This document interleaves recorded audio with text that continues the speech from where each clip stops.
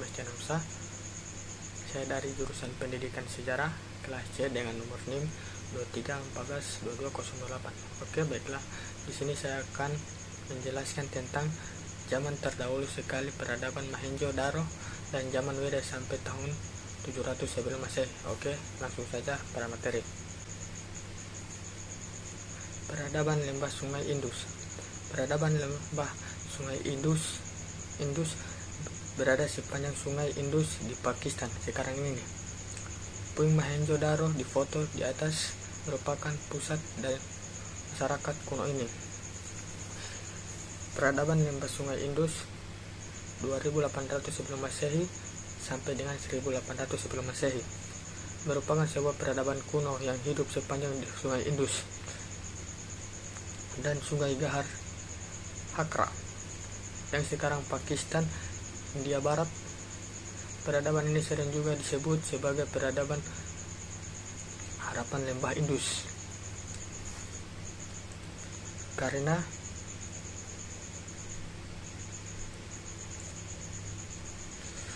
kota pengalian pertamanya disebut Harappa atau juga peradaban Indus Saraswati karena di Sungai Saraswati yang mungkin kering pada akhir 1900 sebelum Masehi. Pemusatan terbesar dari lembah Indus berada di timur Indus, dekat wilayah yang dulunya merupakan Sungai Sarasvati kuno yang pernah mengalir. Sebuah peradaban tinggi bernama Harappa pernah berada di India pada ribuan tahun yang lalu dengan layout kota yang sangat canggih. Penemuan kebudayaan di Sungai India kuno berawal pada abad 19 atau tahun 1870 dan mulai dieksplorasi oleh bangsa Inggris hingga sekarang. Penggalian kebudayaan Sungai India kuno tidak pernah berhenti, bahkan menemukan lagi sebuah aliran sungai kuno lainnya. Pada dua sisi aliran sungai kuno ini tidak sedikit ditemukan juga peninggalan kuno lainnya. Di abad 20, awal tahun 1800-an, Amerika dan Pakistan membentuk lembaga arkeologi Amerika Pakistan dan dengan demikian pekerjaan arkeologi semakin maju. Munculnya peradaban Harapan lebih awal dibandingkan kitab Veda. Saat itu bangsa Arya belum sampai India. Waktu adalah tahun 2500 sebelum Masehi. Bangsa Troya mendirikan kota Harapan dan Mohenjo-daro serta kota megah lainnya di daerah aliran Sungai India tahun 1500-an sebelum Masehi. Suku Arya baru menjejakkan kaki di bumi India kuno. Sistem yang dijalankan masa peradaban lembah Sungai Indus. Sistem pemerintah. Yang pertama, sistem pemerintah. Berdasarkan penelitian di kota Mohenjo-daro dan Harappa, ditemukan benteng yang mengelilingi kedua kota tersebut. Kota Harappa dikelilingi benteng sepanjang 450 meter dan sekitar benteng tersebut dibangun barak-barak untuk tempat tinggal para pasukan. Di dekat barak-barak tersebut dibangun lubang-lubang tempat menghasilkan pertanian dengan ukuran panjang 15 meter dan lebar 6 meter. Dari peninggalan tersebut, para ahli menduga bahwa peradaban lembah Sungai Indus telah menjalankan sistem pemerintah yang bersifat teokrasi. Tiap kota dipimpin oleh pendeta yang berkuasa secara mutlak. Jadi kedua kota tersebut diperkirakan telah memiliki pemerintah pusat. Yang kedua, sistem perekonomian. Sistem perekonomian masyarakat lembah Sungai Indus sangat tergantung pada pengelola lahan pertanian di sekitar sungai. Di kawasan ini, petani menanam padi, gandum, sayur-sayuran dan buah-buahan dan kapas.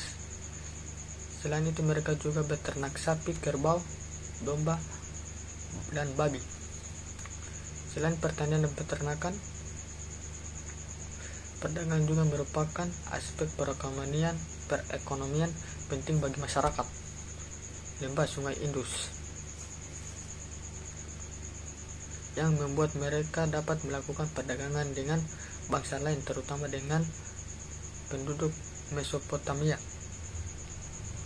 Barang dagang yang diperjualbelikan masyarakat lembah Sungai Indus adalah barang-barang perunggu dan tembaga, pejana dan perak dan emas, serta perhiasan dari kulit dan daging. Yang ketiga, sistem teknologi. Sistem teknologi masyarakat lembah Sungai Indus sudah memiliki ilmu pengetahuan dan teknologi. Kemampuan mereka yang diketahui melalui peninggalan budaya yang ditemukan, seperti bangunan kota Mohenjo-daro dan Harappa, berbagai macam patung, perhiasan emas dan perak,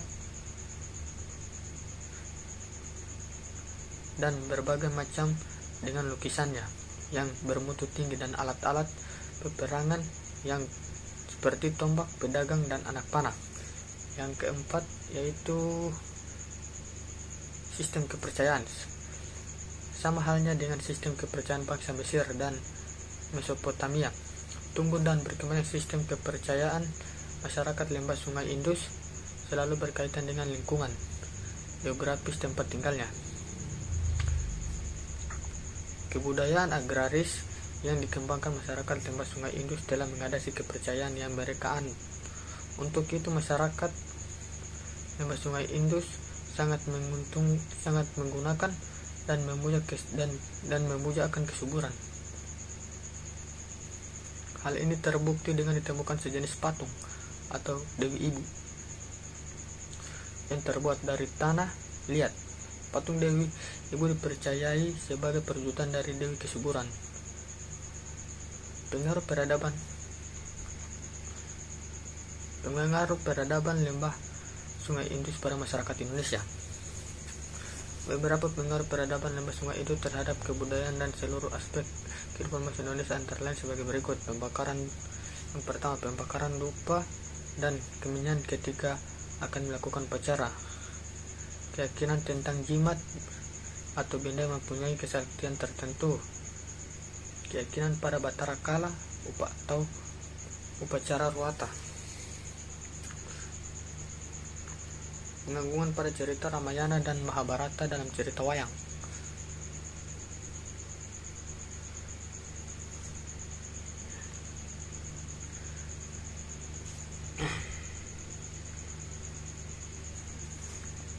Akhir peradaban lembah Sungai Indus.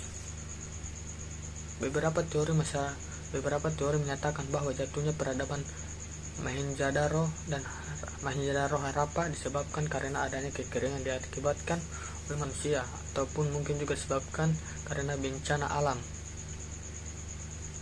berupa gempa bumi ataupun gunung meletus meningkatkan letaknya yang berada di bawah kaki gunung.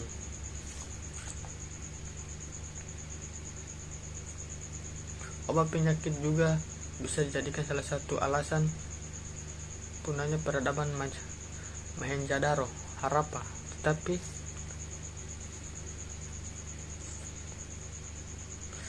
satu hal yang sangat memungkinkan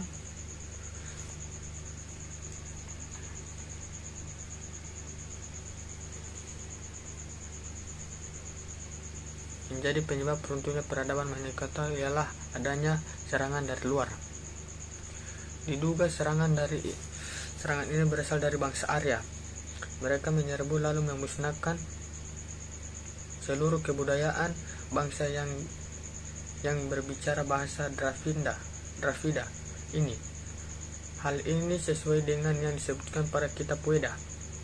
Di dalam kitab itu disebutkan bahwa bangsa yang dikalahkan itu ialah Dasyu atau yang tidak terhidung. Dugaan tersebut didasarkan atas anggapan bahwa orang-orang yang memiliki taklukan adalah orang-orang yang tidak suka berperang. Hal ini bisa dilihat dari teknologi persenjataan yang kurang baik, misalnya dari kualitas ujung tombak maupun pedang mereka.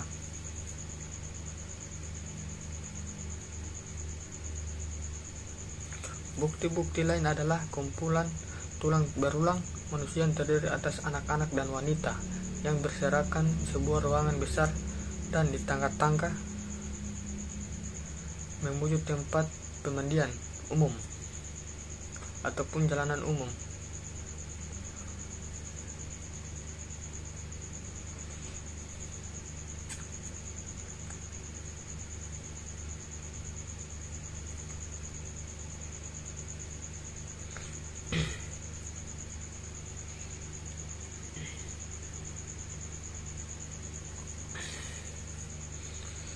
Bentuk dan sikap fisik yang melihat mendeklarasi adanya serangan, apalagi jika mereka adanya bagian tulang leher yang terbawa di bagian kepala ketika kepala itu terlepas dari tubuh. Sejak 1500 sebelum Masehi, peradaban Mohenjo-daro Harappa runtuh. Tidak lama setelah bangsa Arya itu memasuki wilayah India lewat Iran. Sejak itu dimulailah masa baru dalam perkembangan kebudayaan India di bagian utara. Zaman Weda sampai tahun 700 sebelum Masehi. Periode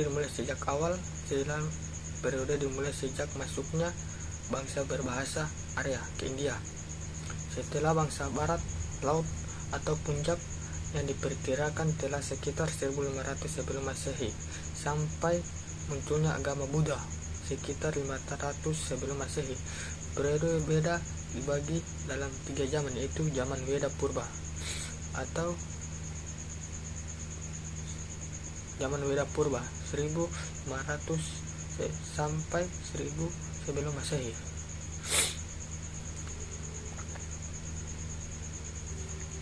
Pada zaman ini bangsa berbahasa Arya masih berada di sekitar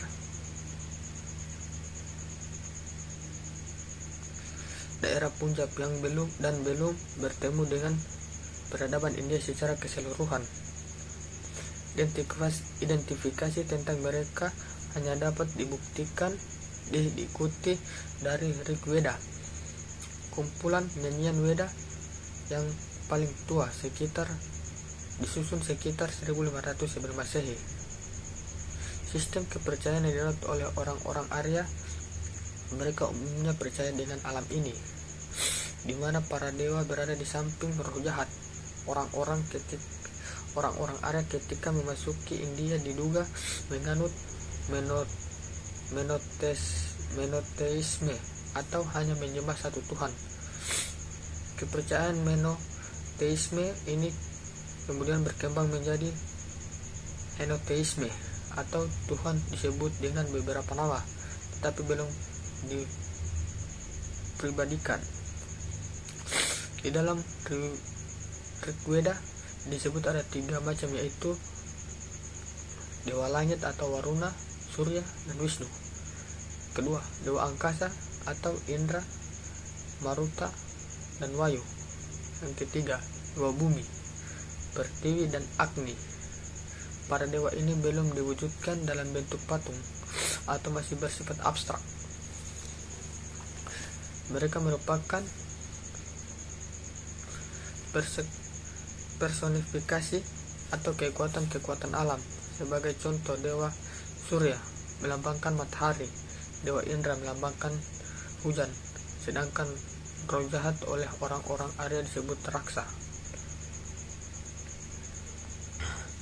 Praktik keagamaan mereka yang terutama adalah melakukan korban atau mempersembahkan sesaji yang dikaitkan dengan life journey atau lingkaran hidup.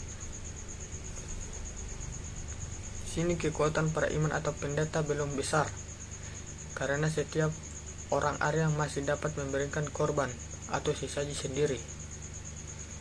Yang kedua, zaman Brahmana 1000 sampai 700 sebelum Masehi.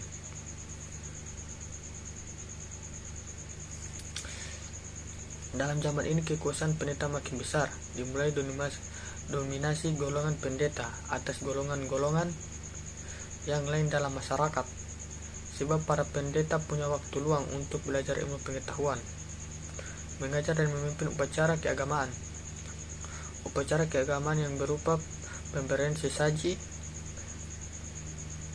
oleh pendeta digunakan bukan hanya untuk memohon keselamatan kepada dewa, tetapi juga sebagai alat untuk memaksa para dewa agar memberikan kekuasaan kepada yang memimpin sesaji atau pendeta.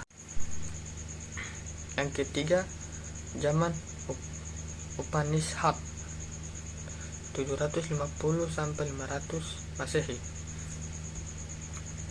Zaman ini disebut Upanishad. Hal ini karena munculnya kumpulan tulisan yang disebut Upanishad.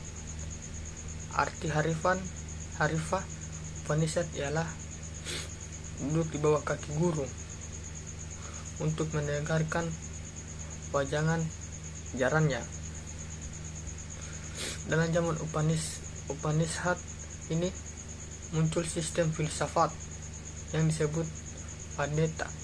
Filsafat Vedanta dapat dimasukkan dalam bentuk Menoisme. Menoisme bertolak dari anggapan bahwa hanya ada satu asas atau hukum dasar dalam alam semesta ini, atau hanya ada satu penyebab pokok yang kemudian berkembang menjadi alam semesta. Keselamatan diperoleh dengan jalan persatuan dengan